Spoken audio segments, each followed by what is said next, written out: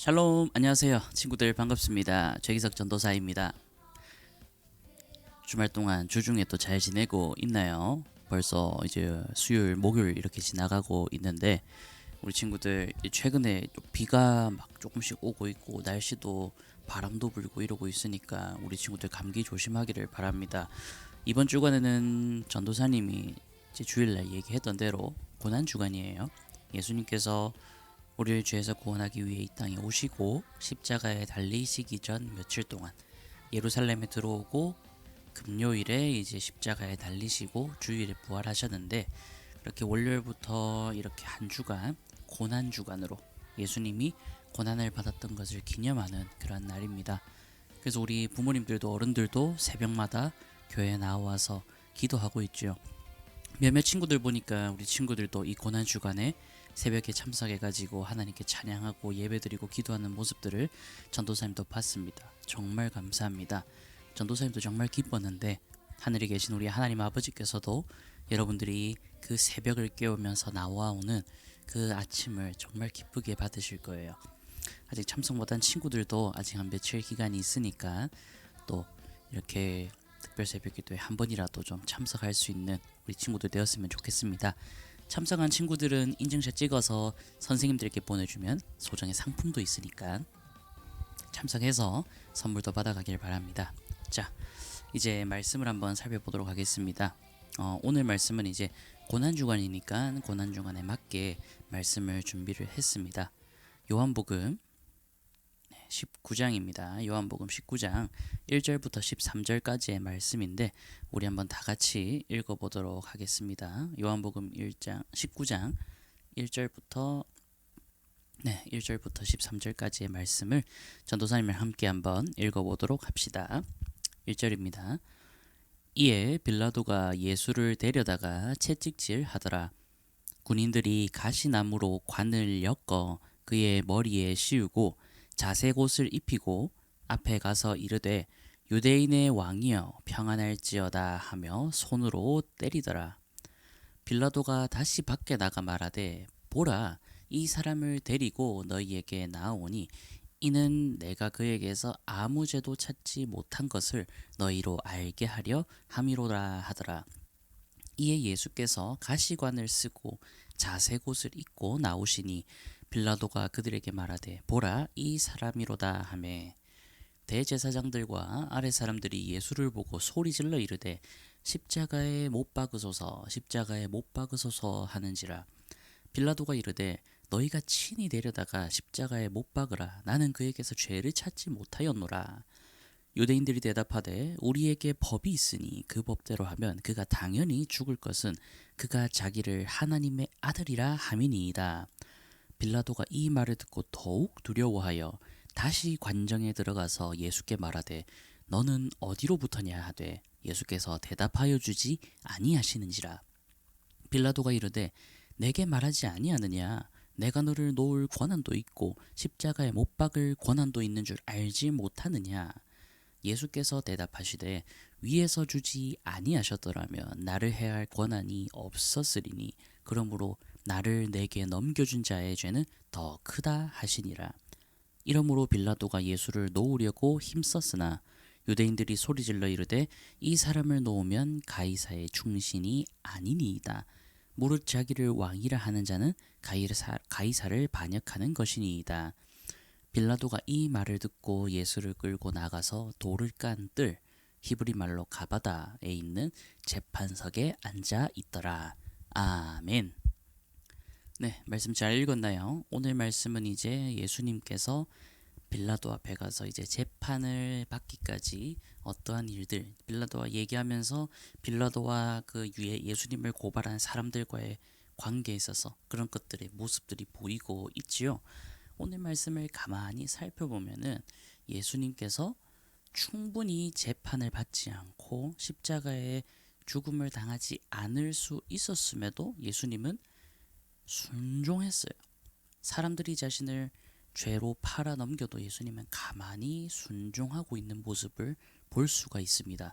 오히려 빌라도가 예수님을 십자가에 못 박게 안 하려고 막 애를 쓰지만 이미 그 분위기와 사람들에 의해서 어쩔 수 없이 예수님을 넘겨주게 되는 그 모습들도 보이고 있죠. 자, 19장까지 들어가기 전에 앞에 말씀을 살짝 살펴보면 예수님이 이제 마지막 만찬을 하시고 이제 기도하시다가 새벽에 잡히죠. 제사장들의 병사들에게 잡히게 됩니다. 그리고 끌려가서 이제 신문을 봤는데 거기서 예수님이 밝히는 거예요. 하나님의 아들이다. 그리고 그 말을 듣고 제사장들이 화를 내면서 이 사람을 재판장으로 끌고 가야 된다 하면서 예수님을 재판장으로 끌고 가게 됩니다. 그리고 이제 빌라도 앞에, 그때 당시 총독 빌라도, 로마가 지중해 연안을 다 다스리고 있었기 때문에 이스라엘도 어떻게 보면은 로마에게 지배를 받고 있는 그런 상황이었어요. 그래서 로마에서 이스라엘을 대신 이제 다스릴 수 있도록 총독을 파견했는데 이 총독이 바로 그때 당시 빌라도였어요. 그래서 빌라도가 당시 재판이나 이렇게 큰 문제 같은 것들을 다 이제 하고 중요한 거는 이제 로마 황제에게 막 보고도 올리고 이렇게 하던 상황이었는데 이제 유대인들과 제사장들이 예수님을 붙잡고 재판을 위해서 빌라도에게 데리고 온 거예요. 예수님을. 그리고 이 사람을 죽여야 됩니다. 이 사람을 죽여야 됩니다. 이 사람은 우리 유대법에서 큰 죄를 저질렀습니다. 죽여야 됩니다 하면서 예수님을 딱 데리고 왔는데 빌라도가 보니까 예수님이 죄가 있었을까요? 없었을까요? 없었어요. 예수님과 이제 내가 한번 대화해 보겠다. 무슨 죄가 있냐 하면서 막 대화를 하는데 예수님에게 특별히 죄가 있는 게 아닌 거예요. 누구를 죽인 적도 없고 물건을 훔친 적도 없고 사기를 친 거나 뭐 아무런 잘못이 없어요. 오히려 많은 사람들이 예수님을 막 따라다니고 환호하고 그런 것도 빌라도가 들었었거든요.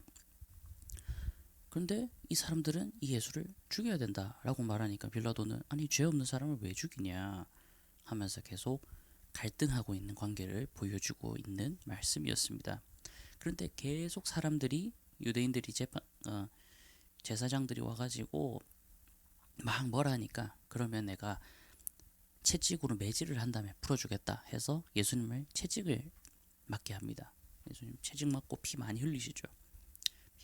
채찍 맞으시고 또 가시 면류관도 쓰고 하면서 이제 채찍도 맞고 벌도 받았으니까 이제 이 사람 풀어주겠다 하면서 나오는 게 지금 19장 본문 말씀이에요.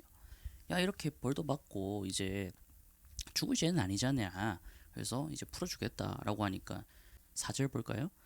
빌라도가 다시 바꿔 말하되 보라 이 사람 데리고 너희에게 나오느니 아무 죄도 찾지 못했다. 아무 죄도 찾지 못했다 하는 거예요. 하지만 사람들은 뭐라고 합니까? 대제사장들과 아래 사람들이 예수를 보고 소리질러 이르되 십자가에 못 박으소서 십자가에 못 박으소서. 그때 당시 십자가는 가장 큰 형벌, 가장 고통스럽고 가장 괴롭게 사람을 죽일 수 있는 처형 방법이었어요. 가장 잔인한 방법이었고 정말로 흉악한 범죄자들에게만 행해지는 형벌이었는데 예수는 죄가 없잖아요. 죄가 없는 사람을 향해서 이 사람들은 십자가에 못 박으소서 십자가에 못 박으소서. 그러니까 빌라도가 더 당황하죠. 이 죄가 없는 사람한테 가장 큰 형벌을 가장 큰 사형 벌을 줄 이유가 없는데 왜 그러냐. 나는 그에게서 죄를 찾지 못하였다. 근데 유대인들이 뭐라고 합니까? 우리 법대로 하면 그 사람 죽여야 됩니다. 왜? 그가 자기를 하나님의 아들이라 했기 때문입니다. 빌라도가 아차 하는 거예요. 왜냐하면 예수님이랑 대화하다 보니까 이 사람이 평범한 사람이 아니라는 걸 알았어요. 빌라도도. 예수님이랑 대화하면서 저 사람들이 이거 뭐 유대인의 왕이라고도 들리고 이런 소리도 들리는데 너 정말 왕이 맞냐 하니까 난 왕이 맞다. 근데 내 나라는 이 땅에 속해 있는 나라가 아니다. 내 나라는 하늘에 속해 있다 하면서 이렇게 말하니까 빌라도가 그래? 뭐 말은 이렇게 해도 이 사람 별로 죄는 없는데 이렇게 하고 있는데 유대인들이 예수가 자기를 하나님의 아들이라 함이니이다 이 말을 듣고 번떡하는 거예요. 예산 문제가 아닌데 더욱 두려워요. 빌라도 마음 가운데 두려움이 찾아왔어요. 하나님의 아들이라고 큰일 나는 거 아닌가. 그래서 다시 예수님을 데리고 관정에 들어가서 묻습니다. 너는 어디로부터냐? 넌 이 땅으로부터냐? 하늘로부터냐? 네가 진짜 하나님의 아들이 맞냐? 내게 알려다오 라면서 빌라도가 묻고 있는 거예요. 근데 예수님께서 뭐하고 있어요? 대답해주지 않으시니라. 왜? 여기서 예수님이 그래 나 하나님의 아들 맞다. 거룩한 영광을 드러내게 된다면 예수님은 십자가에 달리지 않게 되겠죠.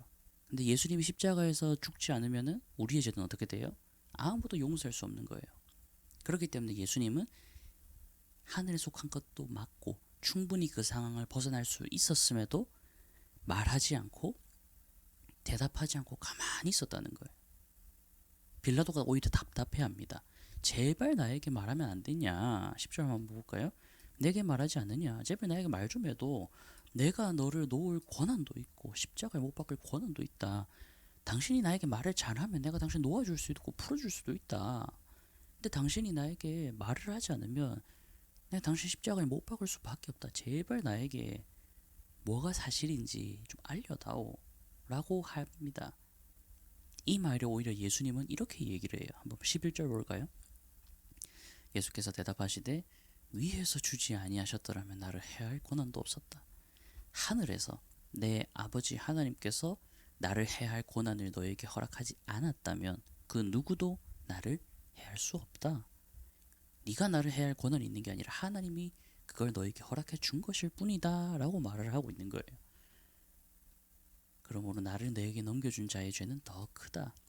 그때 제사장들과 밑에 유대인들은 그들의 죄가 더 크다라고 예수님이 말하고 있는 겁니다. 빌라도가 느낌이 이상하죠. 이 사람 죽이면 안 될 것 같은데라는 느낌이 강하게 들었을 거예요. 그러니까 뭐 어떻게 합니까?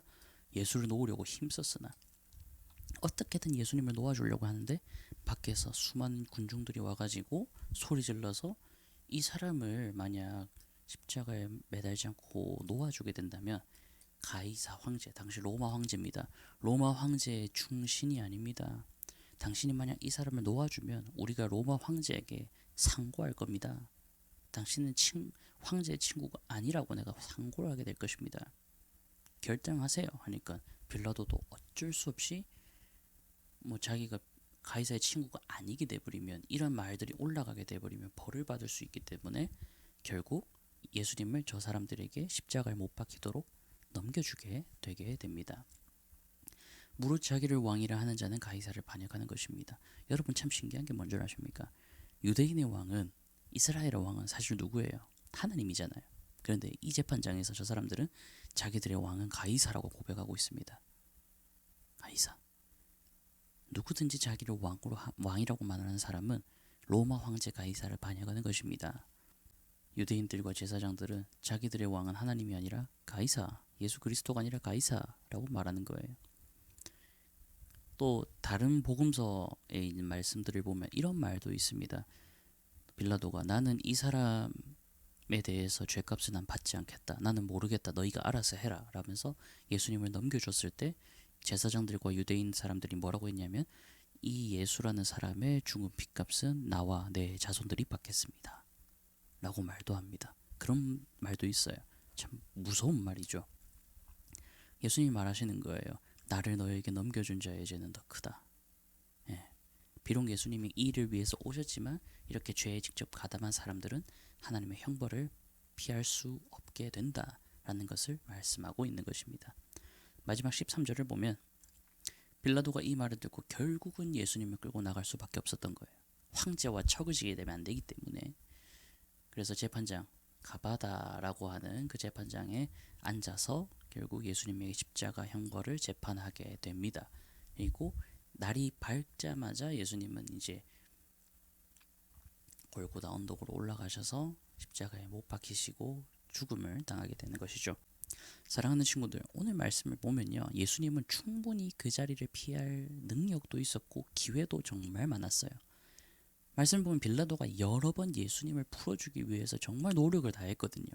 근데 예수님이 거기서 조금만 더 자기의 주장을 펼쳐서 나는 이런 상황이다. 나는 죽을 사람 아니다. 난 죄 지은 거 없다. 라면서 조금만 자신을 변론을 했다면 충분히 풀려날 수도 있는 상황이었어요.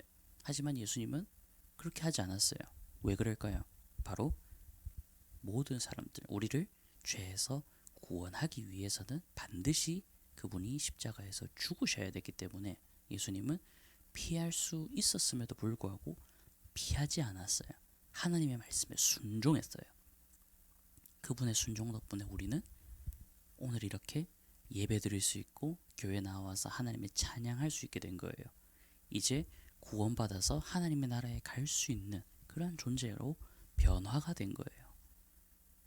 얼마나 감사한가요? 그래서 이 고난주간, 예수님이 당하신 이 고난주간을 지나면서 예수님이 우리를 위해서 십자가에 달려 죽으시고 그 고통을 충분히 참으시고 감내하셨던 것을 기억하고 또 감사하면서 예수님께 더욱더 기도로 나아갈 수 있는 그런 우리 친구들이 되었으면 좋겠습니다. 물론 이 고난주간이 아니더라도 우리가 예수님을 생각하고 기도하고 예배 드려야겠지만 특별히 이 고난주간에는 더 평소보다 조금 더 예수님께 기도하고 말씀도 읽고 예배도 드리면서 조금 더 예수님을 대해서 깊게 생각할 수 있는 그러한 시간들을 많이 가지는 우리 친구들이 되었으면 좋겠습니다. 이제 기도로 마무리하겠습니다. 사랑의 하나님 아버지, 오늘 말씀을 통해서 예수님이 충분히 그 십자가의 고난을 피해갈 수 있었음에도 불구하고 끝까지 하나님의 말씀에 순종해서 그 십자가를 지셨던 말씀에 대해서 배웠습니다. 우리는 살아가면서 나에게 힘들고 어려운 일이 닥칠 때마다 그것을 피하려고 하지만 예수님은 당신에게 닥친 그 고난을 피하지 않고 우리를 구원하시기 위해서 십자가 사역을 지셨습니다. 이 고난주간 기간 예수님의 그 사역을 생각하고 기리면서 우리 친구들이 평소보다 조금 더 예수님에 대해서 생각하고 묵상할 수 있는 그런 시간을 가질 수 있도록 하나님께서 함께하여 주시옵소서. 갈수록 주님을 믿기 어려워지는 이 시대 속에서 예수님 앞에 나와서 감사하고 또 말씀을 통해 믿음을 키워가는 믿음의 자녀들이 될 수 있도록 아버지 함께하여 주시옵소서. 우리 친구들을 지켜주시고 이 믿음이 더욱더 자라 이 마지막 시대 하나님의 믿음의 사역을 잘 감당하는 아이들로 자라갈 수 있도록 주님께서 인도하여 주시옵소서. 감사드립니다. 귀하신 예수님의 이름으로 기도드립니다. 아멘. 네, 우리 친구들 오늘도 수고했고요. 또 다음 시간에도 또 말씀을 통해서 더욱더 하나님에 대해서 예수님에 대해서 알아가는 그런 귀한 시간들 되었으면 좋겠습니다. 또 오늘도 수고했고 주일날 뵐게요. 그때까지 안녕. 안녕.